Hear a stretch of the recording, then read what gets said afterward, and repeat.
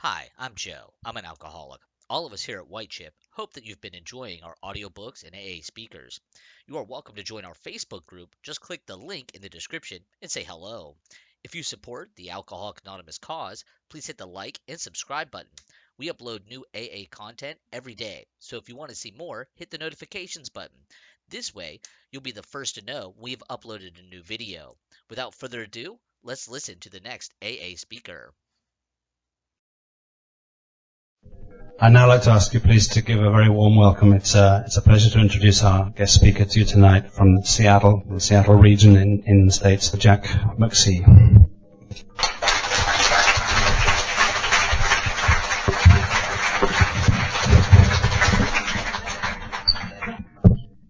Thank you very much, Hugo, and thank you. It is a joy and a privilege to be here tonight.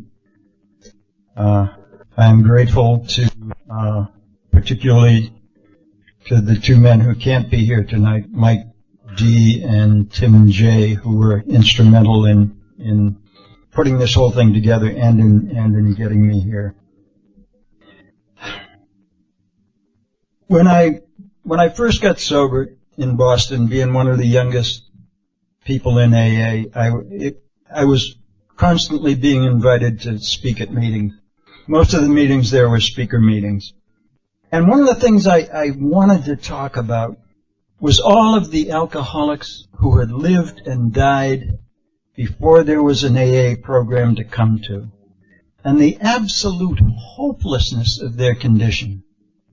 But I could never trust myself to talk about it because I was afraid I would break down and start crying if I tried to. When I got serious about writing poetry, I thought maybe this is a place where I could talk about this. And the poem that I wrote is called Drunks. Some of you heard Hugo read it last year. I am told that he read it awfully well. But I'm going to recite it.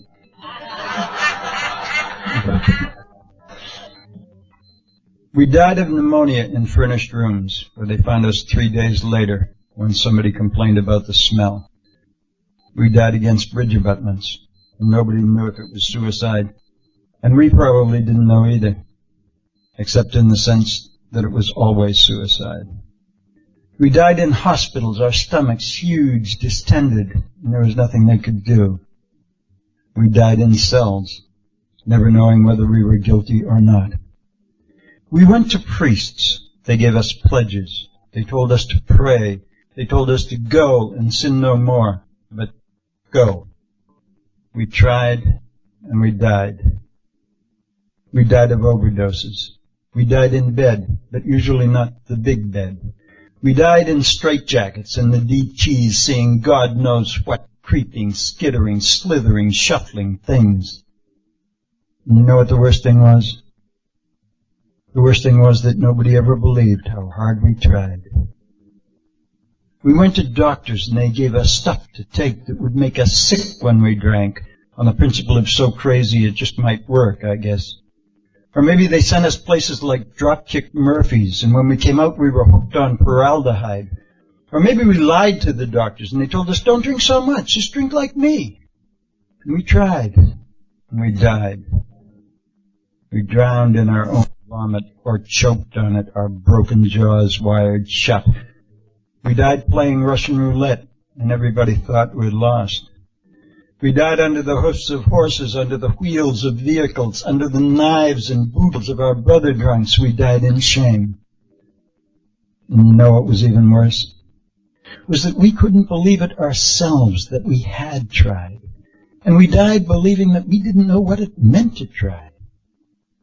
When we were desperate or hopeful or deluded or embattled enough to go for help, we went to people with letters after their names and prayed that they might have read the right books that had the right words in them, never suspecting the terrifying truth that the right words, as simple as they were, had not been written yet.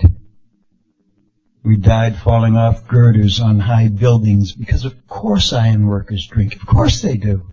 We died with a shotgun in our mouth or jumping off a bridge and everybody knew it was suicide. We died under the Southeast Expressway with our hands tied behind us and a bullet in the back of our head because this time the people that we disappointed were the wrong people. We died in convulsions or of insult to the brain, incontinent and in disgrace, abandoned. If we were women, we died degraded because women have so much more to live up to. We tried and we died and nobody cried. And the very worst thing was that for every one of us who died, there were another 100 of us or another 1,000 who wished that we would die, who went to sleep praying we would not have to wake up because what we were enduring was intolerable, and we knew in our hearts it wasn't ever going to change. One day in a hospital room in New York City, one of us had what the books call a transforming spiritual experience, and he said to himself, I've got it. No, you haven't. You've only got part of it. And I have to share it. Now, you've almost got it. And he tried to give it away, but the transmission line wasn't open yet. We couldn't hear it. We tried and we died. We died of one last cigarette, the comfort of its glowing in the dark. We passed out and the bed caught fire. They said we suffocated before our body burned. They said we never felt a thing. That was the best way, maybe, that we died. Except sometimes we took our family with us. And the man in New York was so sure he had it. He tried to love us into sobriety, but that didn't work either. Love confuses drunks. Still he tried, and still we died. One after another we got his hopes up, and we broke his heart, because that's what we do. And the very worst thing of all was that every time we thought we knew what the worst thing was, something would happen that was worse. Until the day came in a hotel lobby, and it wasn't in Rome or Jerusalem or Mecca or even Dublin or South Boston. It was in Akron, Ohio, for Christ's sake. The day came when the man said, I have to find another drunk because I need him as much as he needs me. Now you've got it. And the transmission line, after all those years, was open. The transmission line was open. And now we don't go to priests and doctors and people with letters after their names. We come to people who have been there. We come to each other. And we try. And we don't have to die.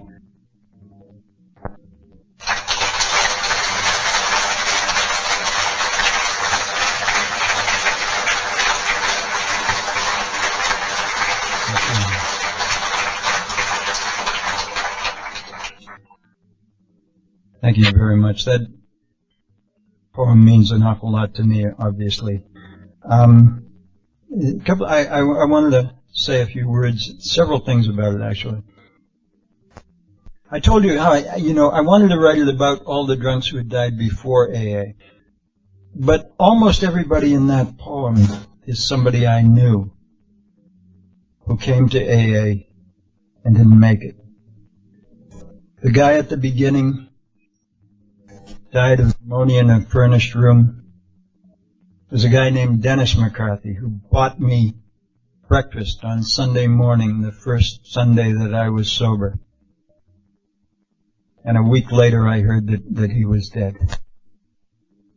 The guy with his hands tied behind him and a bullet in the back of his head was a boxer named Tony Varanis.